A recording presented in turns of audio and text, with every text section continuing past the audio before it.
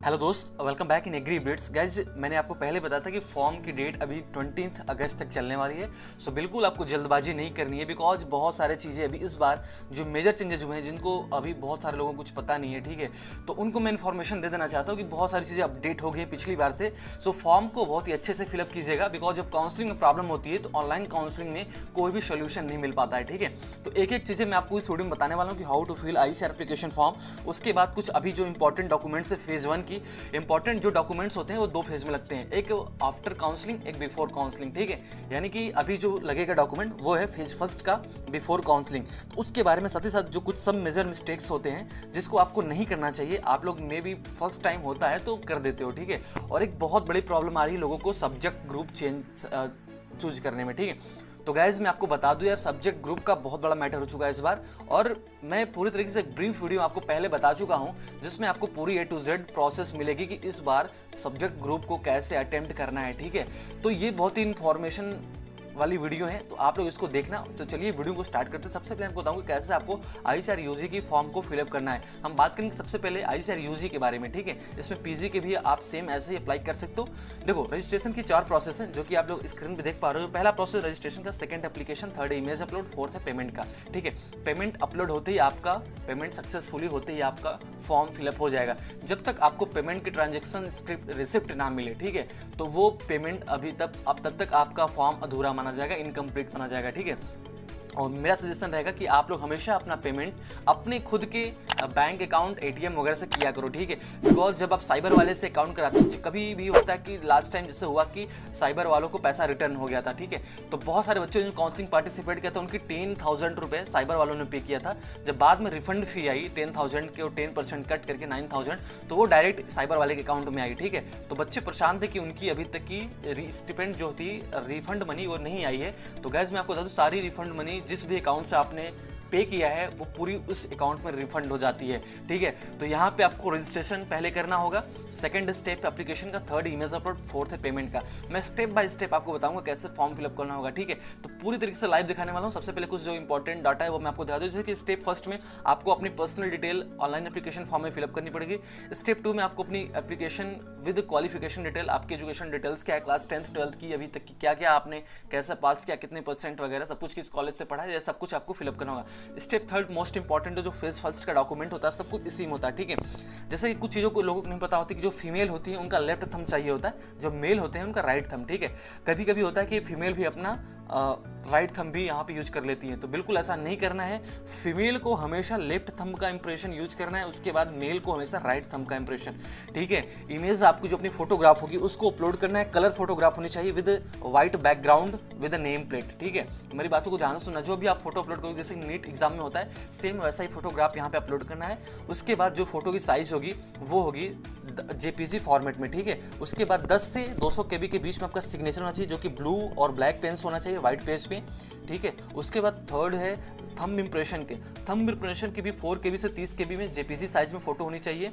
ये सब कुछ 3 से 30 KB के बीच में होनी चाहिए, ठीक है। और थंब इंप्रेशन हमेशा व्हाइट पेज पे होना चाहिए, और फीमेल के लेफ्ट, मेल का राइट थंब इंप्रेशन, ठीक है। नेक्स्ट जो फोर्थ स्टेप है ऑनलाइन फी पेमेंट करने का, ठीक है। तो चलिए वीडियो को स्टार्ट करते हैं। सबसे पहले आपको क्या होगा, अगर आपने पहले से रजिस्ट्रेशन कर लिया है तो आपको यहाँ पे रजिस्ट्रेशन वाले ID पे क्लिक करना होगा, रजिस्ट्रेशन वाले लिंक पे क्लिक करना होगा। अगर आपने पहले से साइन इन रजिस्ट्रेशन कर लिया है तो आपको साइन इन पे, और नहीं किया है तो न्यू रजिस्ट्रेशन पे क्लिक करना होगा, ठीक है।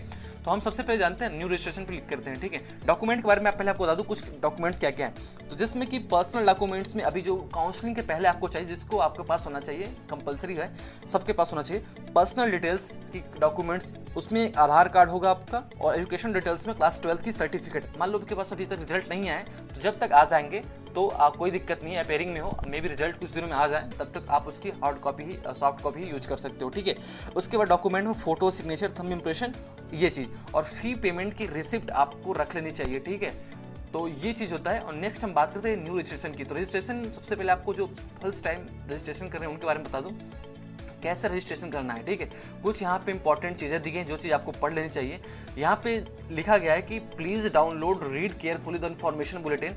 फॉर्म फिलअप करने से पहले आपको इन्फॉर्मेशन बुलेटिन अच्छे से पढ़ लेना चाहिए। सब्जेक्ट ग्रुप का बहुत बड़ा प्रॉब्लम्स आ रही है इस बार लोगों को, तो मैं आपको उसके लिए एक अच्छी सी वीडियो पूरी डिटेल्स में बता दिया हूँ, वो चीज़ आप जरूर देखना, ठीक है। आई बटन पर क्लिक करके देख लेना। उसके बाद नेक्स्ट बात करते हैं, यहाँ पे डाउनलोड इन्फॉर्मेशन ब्रोचर दिया गया। उसके बाद फी पेमेंट की बात करें तो फी आपका जनरल का 770 रुपये, ये चीज़ मैंने पहले बता दी है। जनरल में EWS का, OBC NCL का 750 और SC ST PWD जेंडर का, थर्ड जेंडर का 375 है। उसके बाद गाइस मैं बता दूं, चलिए वीडियो को स्टार्ट करते हैं। पूरी तरीके से मैं आपको बताऊंगा कैसे कैसे यहाँ पे फॉर्म फिलअप करना। पहली स्टेप को हम कंप्लीट करते हैं जिसमें आपको पर्सनल डिटेल फिलअप करना होगा, ठीक है। तो पर्सनल डिटेल्स की आप लोग यहाँ पे देख सकते हो।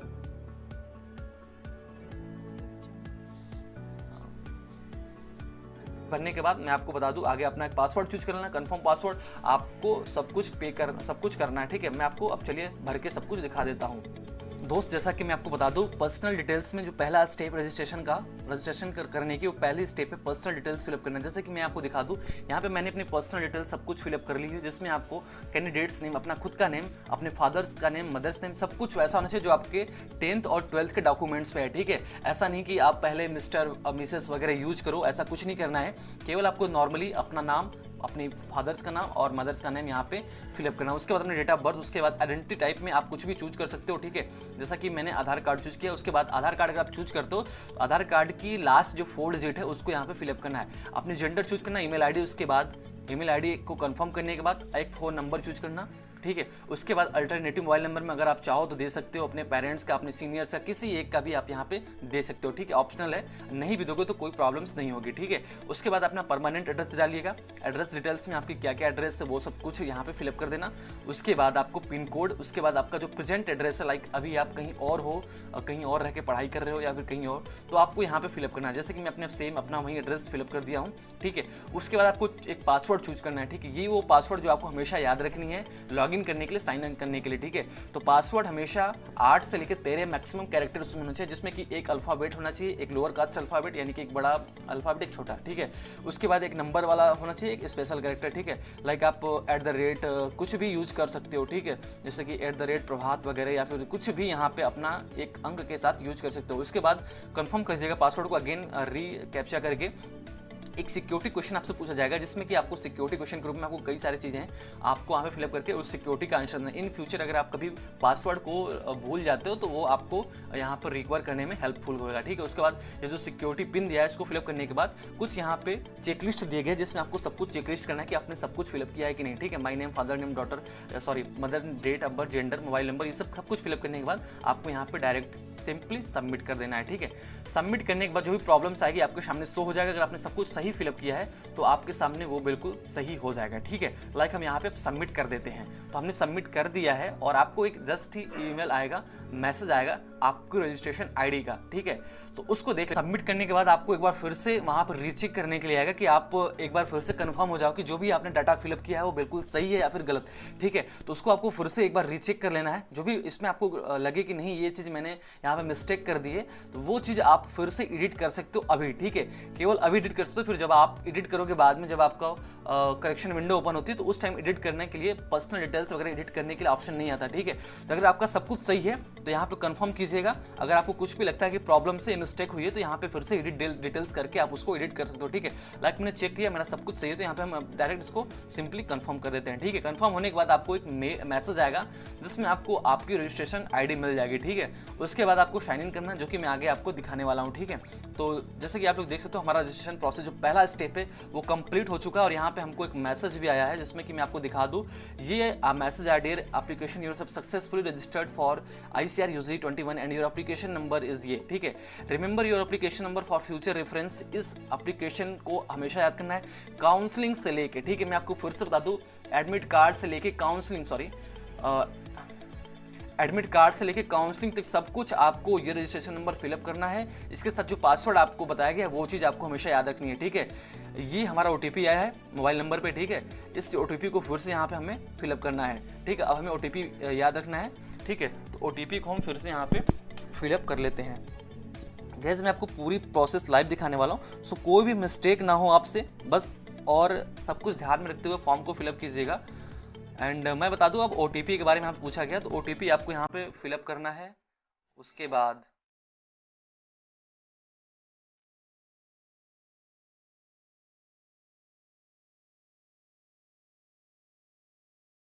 2 OTP आएगा। एक पहला OTP जो आएगा अपने फ़ोन नंबर पे आएगा, ठीक है। लाइक मैं यहाँ पे फिलअप कर देता हूँ। दोस्त, पहली स्टेप रजिस्ट्रेशन प्रोसेस कंप्लीट करने के बाद सेकंड स्टेप है एप्लीकेशन फॉर्म फिलअप करना, ठीक है। जो मेन प्रोसेस है आपको यहीं पे करना है, एजुकेशन क्वालिफिकेशन डिटेल वगैरह की सब कुछ ध्यान में रखते हुए फिलअप करना है, ठीक है। तो थोड़ा भी मिस्टेक आपसे नहीं होना चाहिए, बिकॉज जब आप इन फ्यूचर काउंसलिंग में जाते हो, ऑनलाइन काउंसलिंग कराते हो, तो उस टाइम आप कुछ और डाटा देते हो और अभी कुछ और डाटा रहता है, तो दोनों डिसमैच करने के बाद आपको काउंसलिंग से रिजेक्ट कर दिया जाता है, ठीक है। रजिस्ट्रेशन में आपका ईमेल आईडी में भी वेरीफाई ना हो पाए, बिकॉज वहाँ पे OTP लेट से आ सकता है, लेकिन फ़ोन नंबर को वेरीफाई करना कंपलसरी है, क्योंकि फ़ोन नंबर पे ही आपको सब कुछ डाटा अवेलेबल इन फ्यूचर आएगा, ठीक है। तो गाइज मैं आपको बता दूं सेकंड प्रोसेस एप्लीकेशन की, तो इसको भी देख लेते हैं। सबसे पहले आपको इसमें करना क्या है, देखो जो मेन प्रोसेस होती है सब्जेक्ट ग्रुप वाली, वो भी इसी में है, तो उसके बारे में पहले जान लेते हैं। इसमें आपको अपनी नेशनलिटी चूज करनी है, ठीक है। जैसे कि इंडियन है, स्टेट आप डोमिसाइल क्या है, आप किस स्टेट से बिलोंग करते हो, ठीक है। आपका जो भी स्टेट होगा वो स्टेट से आप बिलोंग कर सकते हो, ठीक है, ठीक है। जैसे कि मैं यहाँ पे जनरल हूँ, लेकिन ओबीसी एनसीएल से बिलोंग करता हूँ, मे बी फी पे कम करनी पड़ेगी, ठीक है। मैं आपको बस एज अ डाटा शो कर रहा हूँ, एक्चुअल मैं फॉर्म फिलअप नहीं कर रहा हूँ खुद के लिए, ठीक है। बस एज अ लाइफ मैं आपको बता रहा हूँ कैसे फॉर्म फिलअप करना है, ठीक है। आप स्टेट किस स्टेट से हो, जैसे कुछ बच्चे होते हैं जो यूपीएस कैटेगरी के होते हैं, यूटी, ये समझ लीजिएगा आप सभी लोग। Do you belong to under privileged state, यानी कि जो नॉर्थ ईस्ट के स्टेट हैं, लाइक मणिपुर, मिजोरम, असम, इन सब कुछ स्टेट के बच्चे, दमन दीव, अंडमान निकोबार, लक्षद्वीप, यहाँ के कैंडिडेट्स होते हैं वो यूपीएस कैटेगरी के होते हैं, ठीक है। अगर आप उस स्टेट से बिलोंग करते हो तो यहाँ पे यस कीजिएगा, नहीं तो नो, ठीक है। एंड वेदर यू PWD, तो इसको फिलअप कर लीजिएगा कि आप ये है कि नहीं, ठीक है। यहाँ पे डायरेक्ट नो, यानी कि आपके पास फिजिकली कोई आपको प्रॉब्लम से, यानी कि आप विकलांग दिव्यांग हो, तो अगर होगे तो ठीक, नहीं होगे तो नहीं, ठीक है। और वहाँ पे भी आपको कट ऑफ में थोड़ी बहुत डिस्क्रिप्शन मिलती है। प्लेस ऑफ रेसिडेंस का देख लीजिएगा क्या यहाँ पे फिलअप करना है। इसको आप डायरेक्ट यहाँ पे रूरल, अगर आप गांव से बिलोंग करते हो तो रूरल, और अर्बन यानी कि शहरी क्षेत्रों से हो तो डायरेक्ट अर्बन कर सकते हो, ठीक है। अप्लाई फॉर किस लिए अप्लाई करे हो, यूजी के लिए। अब देखिए मैं आपको जो मेन चीज़ समझाने वाला हूँ यहाँ पे ये है मेजर सब्जेक्ट ग्रुप। तो मेजर सब्जेक्ट ग्रुप में आपका क्या होना चाहिए, सबसे बड़ी बात ये, यहाँ पे आप PCB फिलअप, मान लीजिए मैं PCB से हूँ, ठीक है, और हमें एग्जाम्स अटेम्प्ट करने को PCB भी आ रहा है, PCM भी आ रहा है, PCA भी आ रहा है, ABC आ रहा है। अब आप कंफ्यूज कि आप इसमें से चूज क्या करो, बिकॉज PCB पे सब कुछ आ रहा है। अगर मैं यही चीज़ सेम चीज़ चेक करूँ PCM पे, तो वहाँ भी सब कुछ आएगा, ठीक है। अब PCM पे चूज कर रहा हूँ तो देखिए PCM में भी PCB आ रहा है, PCM भी आ रहा है, PCA आ रहा है, ABC आ रहा है, ठीक है। तो एक बहुत बड़ा चीज़ यहाँ पे होने वाला है कि आपको, मैं पहले जो वीडियो आप लोग देख लो, जो पहली वीडियो मेरी, उसको देखना, उसमें मैंने आपको सब कुछ बताया है कि कैसे आपको सब्जेक्ट ग्रुप चूज करना है, ठीक है। तो गाइज PCM वाला बंदा भी चाहेगा तो यहाँ पे इस बार के एग्जाम्स में एग्रीकल्चर अटेम्प्ट कर सकता है। गाइज बहुत बड़ा चेंज हुआ है। जब पहले 2017 से पहले ऑफलाइन एग्जाम होते थे, मैं आपको एक डाटा बता दूं, 2017 से पहले जब ऑफलाइन एग्जाम होते थे तो आपको उस टाइम ऑफलाइन क्वेश्चन पेपर मिलता था एग्जाम साल में। उसमें आपको 5 ग्रुप मिलते थे सब्जेक्ट के, पांचों में से आपके ऊपर डिपेंड करता था कि आप कोई भी 3 कर सकते हो, ठीक है। आप मैथ के हो तो बायो भी कर सकते थे, बायो के हो तो मैथ भी कर सकते थे, एग्रीकल्चर के हो तो मैथ कर सकते थे, मैथ के हो तो एग्रीकल्चर कर सकते थे, यानी कि आपका मन, आप चाहे कोई भी ग्रुप करो, लेकिन 3 ग्रुप वहाँ पे होना चाहिए। ठीक सेम कुछ वही हुआ है, बिकॉज कुछ स्टेट में ऐसे हैं जहाँ पे इंटर में 12th में एग्रीकल्चर नहीं है, ठीक है। वहाँ की कुछ और प्रॉब्लम्स होती है। हर साल, पिछली बार ही अभी ये एक हंगामा हो गया था ICR में कि एग्रीकल्चर वाले बच्चों को सीटें कम मिलती हैं, ठीक है। तो यहाँ पे एग्रीकल्चर वालों के लिए भी ऑप्शन आ गया है। आप इंटर एग्रीकल्चर से किए सब्जेक्ट, आप यहाँ पे कोई भी आपके ऊपर डिपेंड करता है, PCB करो, PCM करो, PCA करो, ABC। ICR इन फ्यूचर कोई भी लफड़ा नहीं चाहती है, इसलिए उसने डायरेक्ट कह दिया है कि आपका मन, आप देखो मैं नॉर्मल लैंग्वेज में आपको समझा रहा हूँ, ठीक है। यानी आप पे डिपेंड करता है, अगर आप एग्रीकल्चर को तो मैथ भी कर सकते हो, कोई दिक्कत नहीं, आप PCM चूज कर लो, इन फ्यूचर आप PCM ही करो एग्जाम में, कोई दिक्कत नहीं है।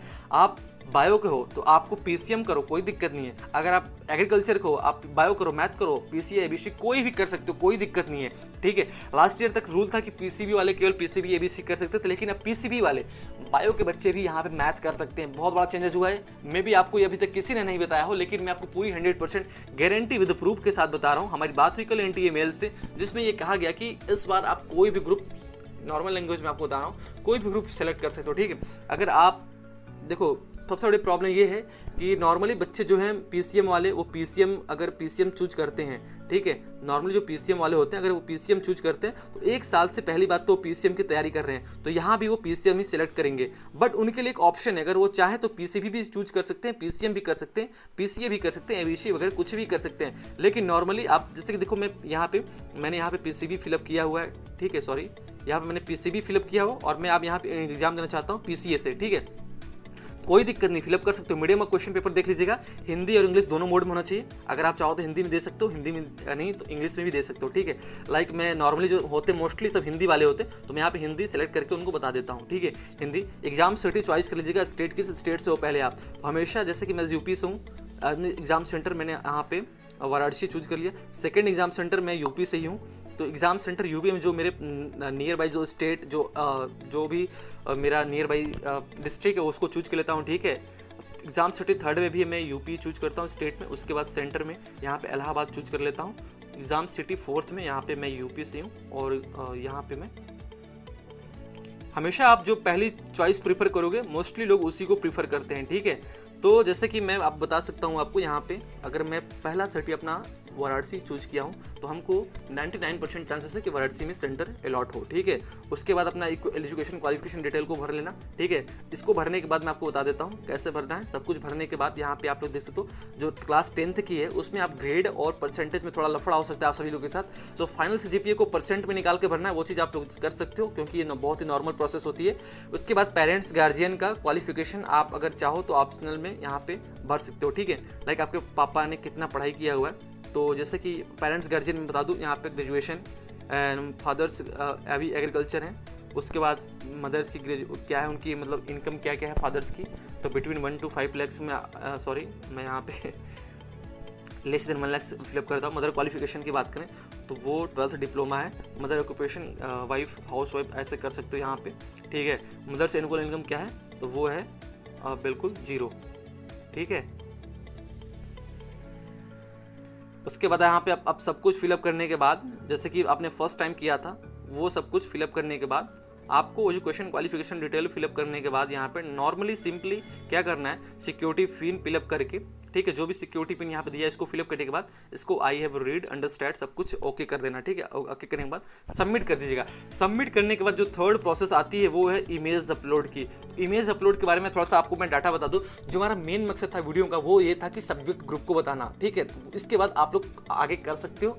मे बी इन फ्यूचर आपको प्रॉब्लम्स आ रही हो तो कमेंट बॉक्स में बताइएगा, मैं आपको पूरी तरीके से बता सकता हूँ, ठीक है। तो इमेज अपलोड में आपको क्या करना है, जो पहली इमेज आपको अपलोड करनी होगी वो है डॉक्यूमेंट में फोटो, ठीक है। तो आपका फोटो हमेशा स्कैन फोटोग्राफ होना चाहिए और वो भी कलर फोटोग्राफ होना चाहिए, ब्लू जिसमें बैकग्राउंड हो विद वाइट जो नेम प्लेट होता है। यानी कि आप लोग जैसे तो बहुत सारे फोटो में होता है कि यहाँ पे उनका नाम और डेट ऑफ बर्थ होता है, ठीक है। यहाँ पे आपकी फोटो हो जाएगी, ठीक है। यहाँ पे आपका नेम और बर्थ डेट होता है, ठीक है। ये वाली फोटो चाहिए यहाँ पे। सेकंड जो इमेज अपलोड में जो सेकंड जो हमारा डॉक्यूमेंट होता है वो होता है यहाँ पे सिग्नेचर, ठीक है। तो सिग्नेचर हमेशा स्कैन होना चाहिए, ब्लू और ब्लैक पेन से सिग्नेचर होना चाहिए और व्हाइट पेपर पे सिग्नेचर होना चाहिए, ठीक है। 3 से 30 KB के बीच में, मैं आपको पहले बता दे रहा हूँ, 3 से 30 KB के बीच में आपकी सब कुछ जो डाटा होगी डॉक्यूमेंट्स की होना चाहिए JPG फॉर्मेट में, ठीक है। उसके बाद थंब इम्प्रेशन की बात करें तो फीमेल के लिए हमेशा लेफ्ट थंब उनका चाहिए और मेल के लिए हमेशा उनका राइट थंब चाहिए, ठीक है। तो ये नहीं कि आप लोग मिस्टेक मत कीजिएगा कि फीमेल है तो अपना राइट थंब भी वहाँ पे यूज कर लो, ठीक है। आईसीआर उसको ले लेगा बट इन फ्यूचर आपको प्रॉब्लम्स होगी काउंसलिंग में। स्कैन भी हमेशा व्हाइट पेज होना चाहिए, थंब इम्प्रेशन हमेशा व्हाइट पेज पे। तो ये सब फिलअप करने के बाद आपको फिर से सिक्योरिटी यहाँ पे मांगा जाएगा, ठीक है। जैसे कि यहाँ पे ये आप लोग देख सकते हो सिक्योरिटी पिन फिलअप करने के लिए बोला जाएगा थर्ड स्टेप में भी। उसके बाद आप उसको सबमिट कर दीजिएगा। फोर्थ अटेम्प्ट में आपको अपनी पेमेंट करनी है। पेमेंट आपको नेट बैंकिंग से करनी है, SBI से कर सकते हो, SBI नेट बैंकिंग से, ठीक है। हमेशा पेमेंट आप अपने अकाउंट से कटाइएगा। इन फ्यूचर अगर आपको रिफंड भी आती है मनी, क्योंकि आईसीआर हमेशा रिफंड करती है मनी कुछ ना कुछ 10% कट करके, ठीक है। तो वो आपके अकाउंट में आ गया। अगर साइबर वाले भैया से ठीक है, साइबर वाले भैया से अगर आप पेमेंट कराते हो तो वो पेमेंट वो रख लेते हैं रिफंड आने पे, बताते भी नहीं, आप लोग को पता भी नहीं चल पाता, ठीक है। तो पूरी तरीके से आप लोग अपने बैंक अकाउंट से फिलअप कीजिएगा।